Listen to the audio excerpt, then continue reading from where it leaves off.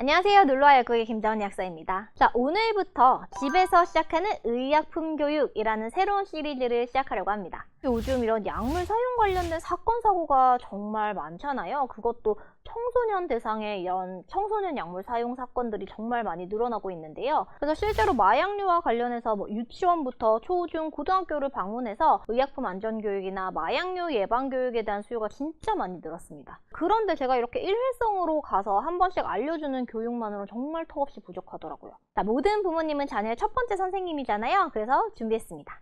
영유아부터 청소년기까지 각 시기별로 이 부모님들이 아이들에게 꼭 알려주셔야 할 의약품 교육 시리즈.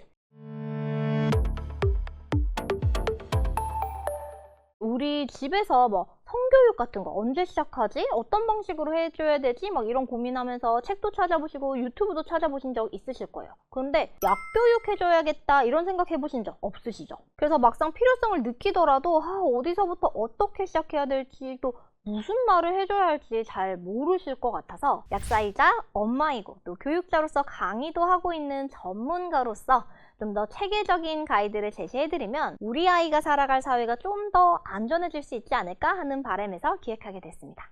이 응급 상황이 생겼을 때 당황하지 않고 대처할 수 있는 방법부터 평소에 실생활 속에서 해야 되는 기본적인 약 교육까지 모두 다뤄볼 예정인데요. 부담스럽지 않게 간단한 내용으로 한 영상씩 같이 시작해봐요.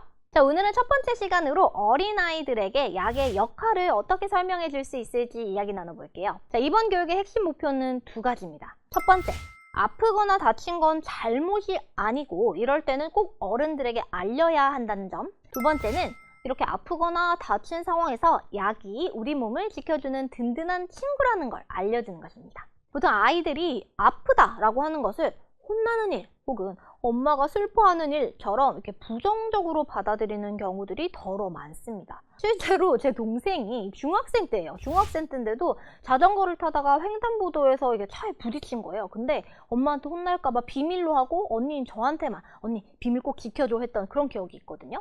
그러니까 무려 중학생일 때도 말이에요. 보통 이 다치거나 아픈 경우가 부모님 하지 말라고 한 행동과 관련돼 있다 보니까 이 아이들이 이런 상황을 좀 숨기게 됩니다. 잘 아시겠지만 아프거나 다친 경우는 빠르게 발견되고 또 초기에 조치가 이루어지는 게 매우 중요하죠.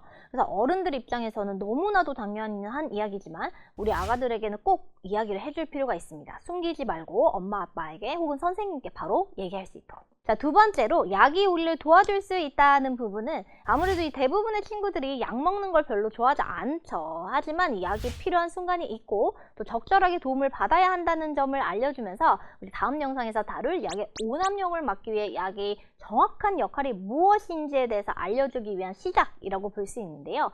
필요할 때 적절히 잘 쓰는 한편 또 약에 너무 의존해서 오남용이 이루어지지 않게 하기 위한 밑작업이라고 생각하시면 좋을 것 같아요. 이 가장 좋은 교육 시작 시기는 3살 무렵인데요. 이때가 이 아이들이 병원 놀이를 특히 좋아하고 또 밴드 같은 거에도 관심이 많아질 시기거든요. 그래서 뭔가 딱 시간을 정해놓고 각 잡고 오늘은 약 교육을 하겠다 이렇게가 아니라요. 이 놀이 중에 자연스럽게 알려주시면 돼요. 예를 들어서 병원 놀이를 할 때 왜 우리 주사 한 500만 번 맞아야 되고 청진기 한 300만 번 갖다 대야 하잖아요. 그 와중에 선생님 약은요? 그런데 약은 왜 먹어야 돼요? 하고 이렇게 한번 우리 아이들의 생각을 먼저 들어볼 수도 있고요. 의사 역할을 하면서 약은 우리 몸을 아프게 하는 세균벌레들을 잡아주는 슈퍼히어로 같은 친구예요 라고 설명해 주기도 하면 아이들이 좀 쉽게 이해할 수 있습니다. 저희 딸은 이 티니핑에 푹 빠져 있어서 다음과 같은 대화로 설명해 주기도 했어요.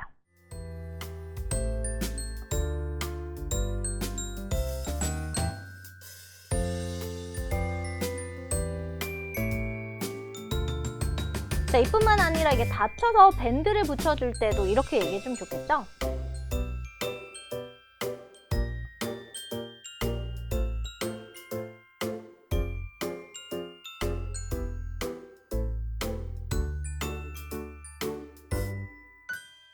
자, 모든 훈육이나 교육이 마찬가지지만 이 약교육 역시도 하루아침에 이루어지지 않아요.